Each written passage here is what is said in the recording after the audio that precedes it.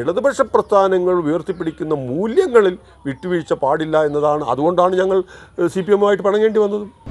ഞങ്ങളിപ്പോൾ ശ്രമിക്കുന്നത്, ഇപ്പം തന്നെ ഞങ്ങൾ മത്സരിച്ച് കഴിഞ്ഞ UDF സംവിധാനത്തിൽ ഞങ്ങൾ മത്സരിച്ച തദ്ദേശ സ്വയംഭരണ സ്ഥാപനങ്ങളുടെ സീറ്റുകളിൽ ഞങ്ങൾ മത്സരിച്ച് തോറ്റതും ജയിച്ചതുമായ സീറ്റുകളിലെല്ലാം ഇത്തവണ നേരത്തെ തന്നെ അതിൻ്റെ പ്രവർത്തനങ്ങൾ തുടങ്ങി കഴിയുന്നത്ര സീറ്റുകൾ ജയിക്കുന്നതിനുള്ള പ്രവർത്തനങ്ങളുമായി ഞങ്ങൾ മുമ്പോട്ട് പോയിക്കൊണ്ടിരിക്കുക. UDF-ൽ തന്നെ ഉറച്ചു നിന്ന് തന്നെ ശക്തമായിട്ടൊരു ഇപ്പോഴത്തെ സാഹചര്യത്തിൽ ഞങ്ങൾ അങ്ങനെ തന്നെയാണ്.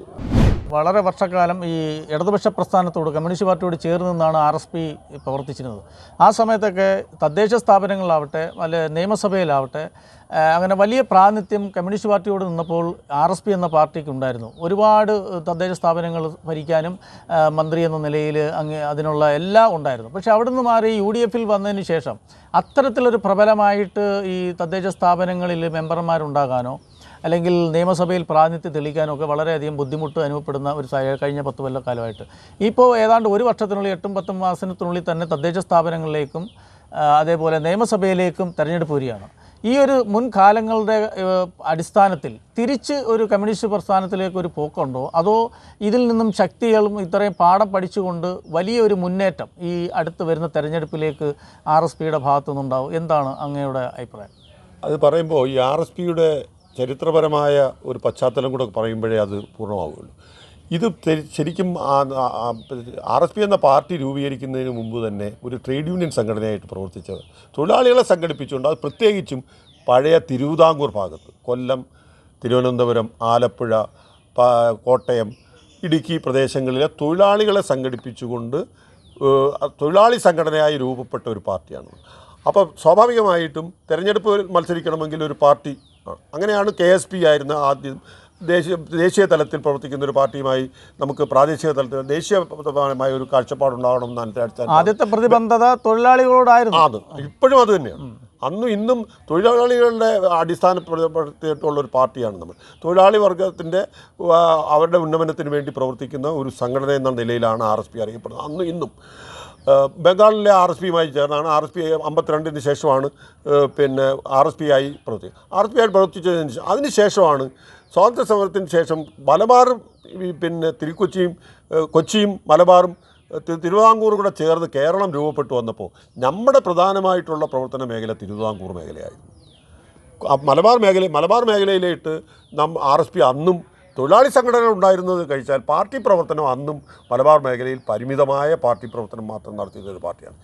അതിപ്പോഴും തുടരുന്നു. ഇപ്പോഴും കൊല്ലം, തിരുവനന്തപുരം, ആലപ്പുഴ, കോട്ടയം, ഇടുക്കി മേഖലകളിലെ തൊഴിലാളി മേഖലയിലാണ് ഞങ്ങളുടെ പാർട്ടി പ്രവർത്തനം. സ്വാഭാവികമായിട്ടും ആ പ്രദേശങ്ങളിലാണ് ഞങ്ങൾക്ക് സംഘടന പാർട്ടി ഉള്ളതും.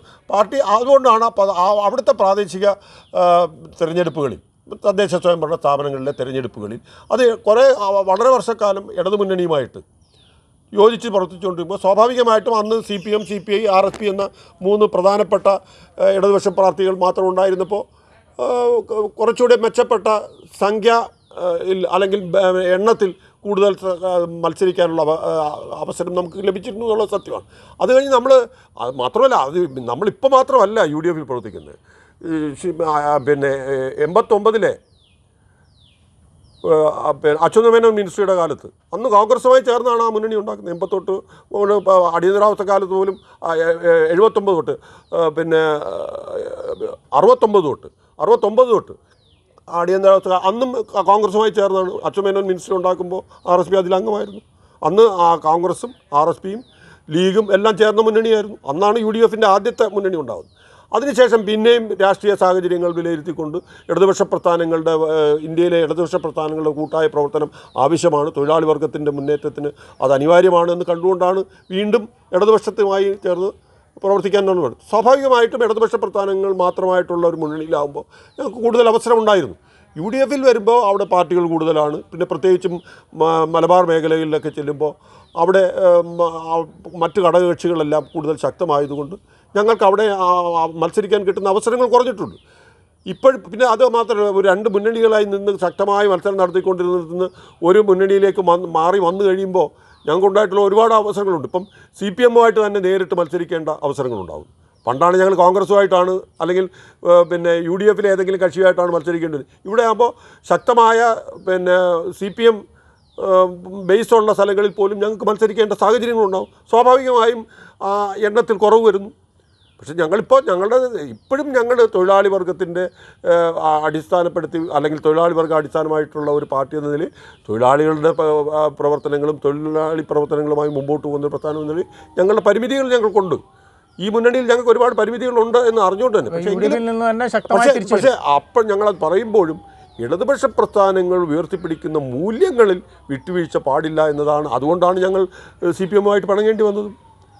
അവർ ഈ പറയുന്ന സാഹചര്യങ്ങൾക്ക് എന്ത് വില കൊടുത്ത് എങ്ങനെയെങ്കിലും അധികാരത്തിൽ വന്നാൽ മതി എന്ന ഒരു കാഴ്ചപ്പാടോടുകൂടി CPM പോകാൻ തുടങ്ങിയതാണ് ഞങ്ങൾക്ക് പോലും അവരുമായിട്ട് അഭിപ്രായ വ്യത്യാസം തുടങ്ങുന്നത്. ഞങ്ങളിപ്പോഴും അവിടെ തന്നെ നിൽക്കുന്നു. തൊഴിലാളി വർഗത്തിൻ്റെയും സാധാരണക്കാരൻ്റെയും ഏറ്റവും ജീവിക്കാൻ പ്രയാസപ്പെടുന്നവൻ്റെയും കൂടെ നിന്ന് അവൻ്റെ ആ പ്രയാസങ്ങൾക്ക് അറുതി വരുത്താനും അതോടൊപ്പം നാട്ടിൻ്റെ പുരോഗതി കൈവരിക്കുന്നതിന് ദേശീയ തലത്തിൽ ഏതെല്ലാം തലത്തിൽ നമുക്ക് സാഹചര്യങ്ങൾ ഉപയോഗിക്കണമോ അതൊക്കെ കൂടെ കണക്കിലെടുത്തുകൊണ്ടാണ് ഞങ്ങളൊരു മുന്നണി സംവിധാനത്തിൽ നിൽക്കുന്നത്. പരിമിതികളുണ്ട്, തീർച്ചയായിട്ടും പരിമിതികളുണ്ട്. ആ പരിമിതിയിൽ നിന്നുകൊണ്ട് തന്നെ ശക്തമായ തിരിച്ചുവരവ് UDF-ൽ നിന്ന് ഞങ്ങളിപ്പോൾ ശ്രമിക്കുന്നത്. ഇപ്പം തന്നെ ഞങ്ങൾ മത്സരിച്ച് കഴിഞ്ഞ UDF സംവിധാനത്തിൽ ഞങ്ങൾ മത്സരിച്ച തദ്ദേശ സ്വയംഭരണ സ്ഥാപനങ്ങളുടെ സീറ്റുകളിൽ ഞങ്ങൾ മത്സരിച്ച് തോറ്റതും ജയിച്ചതുമായ സീറ്റുകളിലെല്ലാം ഇത്തവണ നേരത്തെ തന്നെ അതിൻ്റെ പ്രവർത്തനങ്ങൾ തുടങ്ങി കഴിയുന്നത്ര സീറ്റുകൾ ജയിക്കുന്നതിനുള്ള പ്രവർത്തനങ്ങളുമായി ഞങ്ങൾ മുമ്പോട്ട് പോയിക്കൊണ്ടിരിക്കുക. UDF-ൽ തന്നെ ഉറച്ചു നിന്ന് തന്നെ ശക്തമായിട്ടൊരു ഇപ്പോഴത്തെ സാഹചര്യത്തിൽ ഞങ്ങൾ അങ്ങനെ തന്നെയാണ് മുമ്പോട്ട് പോകുന്നത്.